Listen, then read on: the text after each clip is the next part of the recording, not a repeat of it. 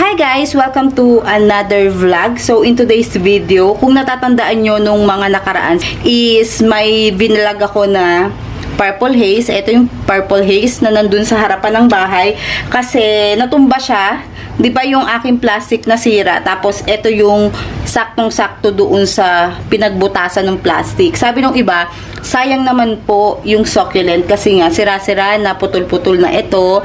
So guys, hindi siya masasayang. Hindi ko sinasabing mas natuwa ako nung nagkaputol-putol siya guys ha. Kasi, tingnan nyo. Ano, may mga tumutubo na. Madami nang tumutubo dyan. Kung mapapansin nyo, is may mga bumps. Sa personal kasi, kitang-kita na yung mga bumps niyan. Or may mga dahon-dahon na siya dyan. Yung pinagputulan last week. Madali lang siyang tumubo kasi tag-ulan. Ito wala pa kasi bulok na yata tong area na to. So, maputla siya, yes, kasi walang araw. Ngayon lang umaraw-araw, kaya ako nakapag-vlog. So, ililipat na natin siya or iriripat. Samahan nyo ako guys mag-ripat dito. And dun syempre sa magtatanong kung ano yung potting mix na ginagamit ko dito is meron ako ditong 60% na pumice, 60% pumice and 40% vermicast na nilagyan ko ng konting coco peat. Ang 1 kilo nito is 20 pesos sa online. Sa Shopee, Lazada, hanap kayo ng pinakamura. Ang nangyari nga lang, nung bumili ako ng vermicast, kulang ng 1 kilo. Ay, mali. Ito yung coco peat. Ito, 20 pesos siya. Tapos, etong vermicast na nabili ko, kulang siya ng 1 kilo. Hindi ko alam, hindi nagre-reply si seller. Ayokong mag-ano sa inyo. Ayokong magsabi kung sinong seller kasi baka ano hindi kasi siya nagre-reply dun sa mga follow-up ko. Kahit na 1 kilo lang yan, is ganun kasi ako guys. Pag bibili ako, konti muna. For example, 5 kilo muna. Pag may kulang, susunod, ganun ulit. Bibili ulit ako ng 5. Pag may kulang ulit, bawi tayo, hanap tayo ng ibang seller. So ngayon, madaming nagtatanong sa inyo kung ano ang potting mix or ano ang mixture ng ating succulents. So, bibigyan ko lang kayo ng example Mas safe kasi dito sa area ko na gamitin is pumice vermicast. Yes po, sa iba nagwo-work yung garden soil lang or pure garden soil. Pero hindi ko kasi i-release yung mga succulents ko sa pure garden soil lang kasi may mga price kasi sila or medyo pricey kasi yung mga succulents na meron ako. Hindi ko sasabihin lahat pero meron din. Kung medyo pricey siya kumpara sa mga common prices ng succulents, doon ako sa doon ako sa mas okay na potting mix para sa kanila. So, example, paano po ba? Mas maganda kasi, ang safe is 70% pumice, 30% vermicast. Pwede ring may perlite kung may budget kayo. Ako naghahanap ko ng perlite, wala akong mabili ngayon. Pwedeng 50% pumice, 20% perlite, 30% vermicast. Or pwede namang 50% pumice, 20% ng perlite, and then 10% ng coco peat, 20% ng vermicast. Bahala kayo. Pero ito yung pinakamadali. Baka kasi kayo malito. Pag magsusukat kayo, dapat ang gagamitin nyo sa 70% pumice and 30% vermicast is ito lang pangsukat na to. Bigyan ko lang kayo ng example. Ito. 1, 2, 3, 4, 5, 6, 7. 70% na yung equivalent ng pumice na 7 takal. Ngayon, 3 takal ng vermicast is equivalent ng 30%. Ganun lang guys. Kasi yung iba nalilito. Huwag kayo mag-alala. Ako rin po, nalilito ng una. 1, 2, 3. Nagbabulag. Bakit? Bakit? And then, haluin.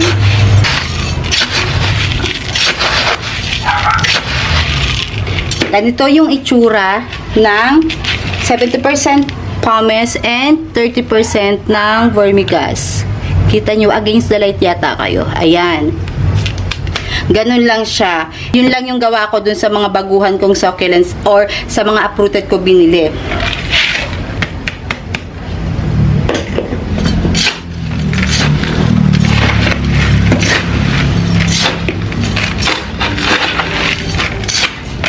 Ngayon, itatanim ko na to. Saan ko ba siya itatanim? Dito na lang. Laki naman ito. Dito na lang siguro. Huwag natin punuin. Tanim natin itong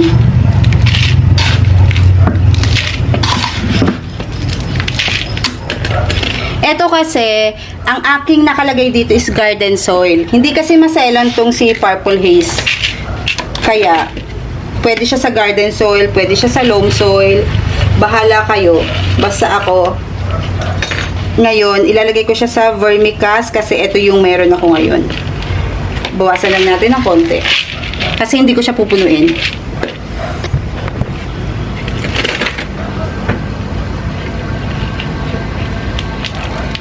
Ayan. Literal na lipat lang. Lipat bahay lang. Tingnan nyo yung garden soil. Pag matagal na yung plant sa akin, syempre, mga 50 to 60% ng pamis na lang yung ginagamit ko.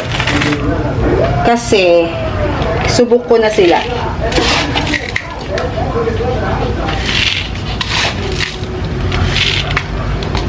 Yan. Gaganda to guys. Huwag kayong mag-alala. Kasi yung iba nag-worry na nasira yung succulent natin. Gaganda yan. Kung may naririnig kayo nagkukutkot si Cookies, nakatakas na sa kwarto eh. Kinulong ko ba?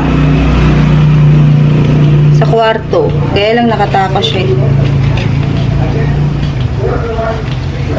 Ayan. Update tayo sa Vermonts para dito. Kasi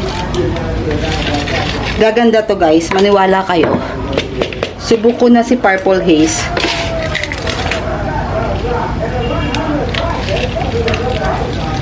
Pero pag yung mga masasela na succulent, tagilid ako dun eh. Pag nalaglag siya. Tagilid ako kung mabubuhay. Eto, madadali na lang siya sa akin kasi matagal ko na silang mga naaalagaan kasi. Kaya nadadalian na ako dito.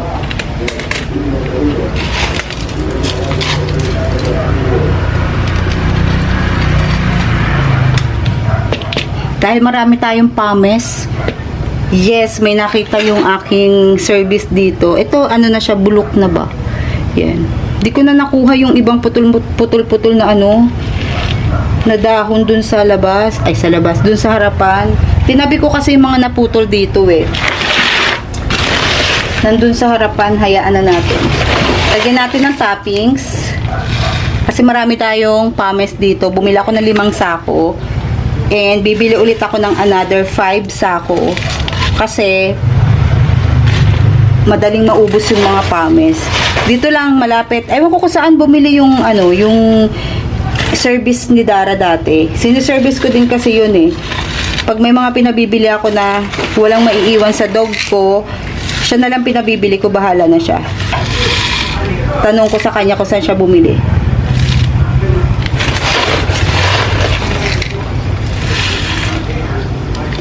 And then eto guys, babalik ko lang siya doon sa pinagpupwestuhan niya, doon sa gilid. Hindi naman siya gaano nauulanan, pero pag nagkaroon ng bagyo or humangin ng malakas, maaabot to, which is scary lang kasi sanay naman to sa ulan. Pag ito kasi nilagay natin ulit sa shaded area, ano siya, magbaback to zero siya ulit.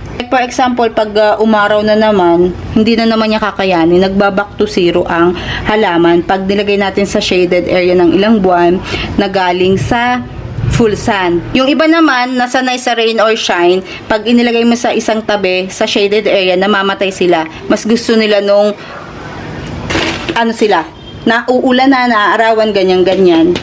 Meron akong mga ganun dito na nakakalimutan kong ibalik sa pinagpapwestuhan pag inaayos ko is namamatay sila. Pero bihira naman na. So, ayun lang. Yun lang ang ating video for today. Na-share ko lang sa inyo.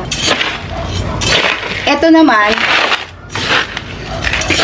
hindi naman siya moist, pero malamig yung kanyang vermicast. Hindi siya moist eh. Ganyan lang siguro talaga siya, si vermicast. Etong nandito is 1 linggo na siya dito dahil wala naman akong itatanim pa. Ay, meron! Yung latte rose, itanim natin. Asan ba? Teka, kunin ko guys ah. Nandito lang sa taas sa air dry.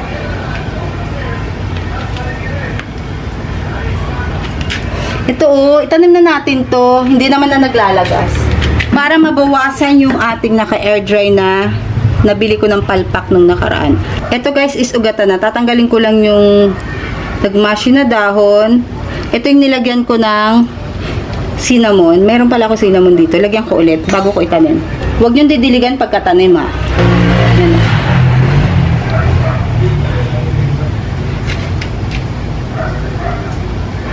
Yan.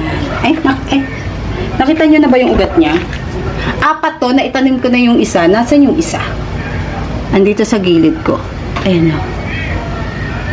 Di ko alam kung makikita nyo yung ugat-ugat niya. Dapat pala hindi ko muna ulit nilagyan ng cinnamon. Pero ay yung mga puti-puti na yung parang sinulid.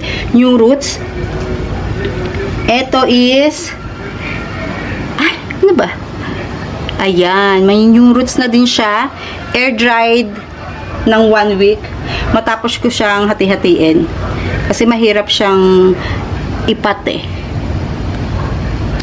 Mahirap kasi siyang ipat pag isang buo lang.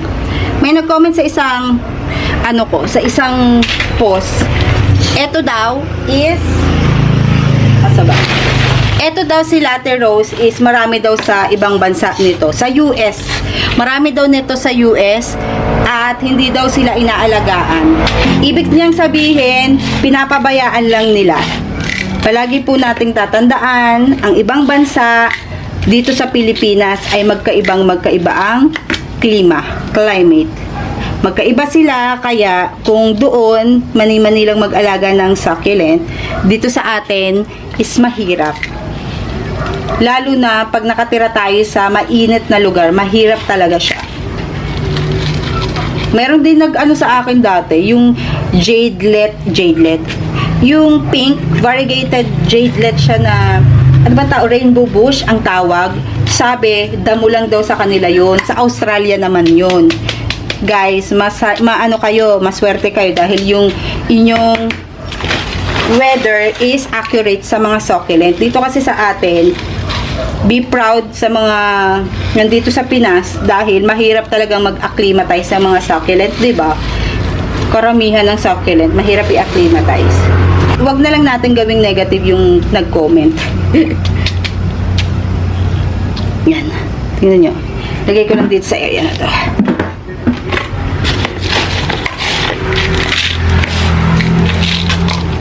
Ito. Buti na lang may ugat na to. Sayang wala akong perlite. Nung nakaraan madami akong perlite. Naubos na. May niripat kasi ako. Etong mga niriripat ko na to, maulan ngayon, hindi ko siya didiligan hanggat nag-uulan. Basta hindi ko siya didiligan hanggat wala akong nakikitang new leaves dito. Yun yung palatandaan ko na marami ng roots na tumutubo sa ating mga succulent. Kasi mahirap yung bubunutin mo to check kung madami ng roots or new roots. Hindi ako ganun. Kasi magagalaw na naman yung roots.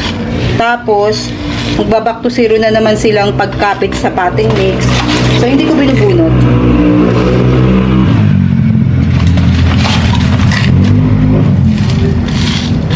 Diba? Next. Ito yung, mamaya ko na ipakita sa inyo yung isang niripat ko. 4 na peraso kasi ito eh. Yung nakaraan. Ini-air dry ko sila dahil uprooted kong nabili sa Benguet. Ingat-ingat kayo pag, ito yung pinakamalaki. Ingat-ingat kayo pagbili ng mga succulent nyo kasi ngayon pag ulan. May mga seller kasi na nag-a-uproot kahit na basa yung potting mix. Ang ending guys, nagmamashi yung ating mga succulent pag in-uproot ng basa or nakainom ng water. Pakita ko sa inyo yung pinadala ng isang seller na nagmashi sa akin.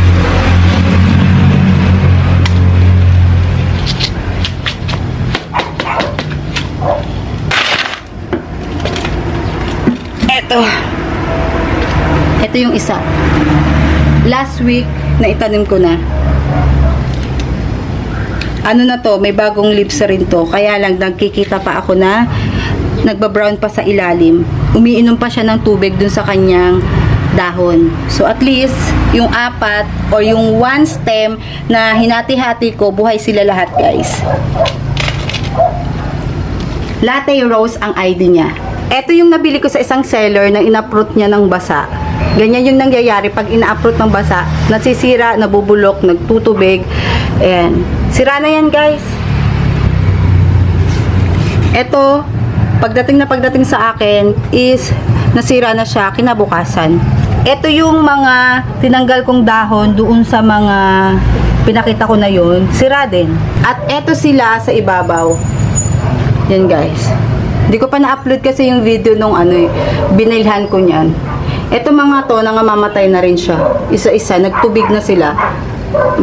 Tingnan nyo yung Romeo. Diba?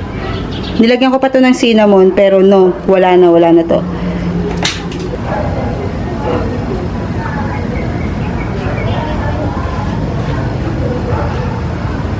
So, yun lang guys ang ating video for today. Ito lang talaga yung pinakita ko sa inyo. Na iriripat natin siya and sa Vermans, okay na yan. And maganda na ulit yung kulay. Maganda pa naman yung kulay niya, pero namutla na siya ng very, very light. Ayan. Yung iba naman is okay, ang tataba nung iba. Gusto ko na rin silang iripat dahil marami tayong potting mix. Ilang taon na rin kasi hindi ko nariripat yung iba. Mas maganda guys, nagreripat tayo pag alam natin na wala ng nutrients dun sa potting mix na yun para mas lumago siya. And alalahanin nyo, Vermans is yan yung mga gising, yung mga succulents. Ano ba yung ibig sabihin ng gising? Mabilis silang mag-ugat, mabilis silang lumaki, mabilis silang dumami. Pag Vermans, malamig kasi yun talaga yung climate na gustong-gusto ng succulents. Malamig, pansinin nyo, lumalabas yung color nila or nagiging colorful yung ating mga succulents pag Vermans. Lalo na sa Korea, China, yan, mainit na malamig is gustong-gusto ng succulent, lalabas yung totoong kulay nila. Dito sa atin, green, ang kulay nila is okay na. Or, paarawan natin sila ng summer, magkukulay yan, pero hindi katulad nung pag Vermans. Iba yung kulay talaga nila. Ang importante, buhay, di ba? At nag-enjoy tayo. So, see you guys on our next video. Bye!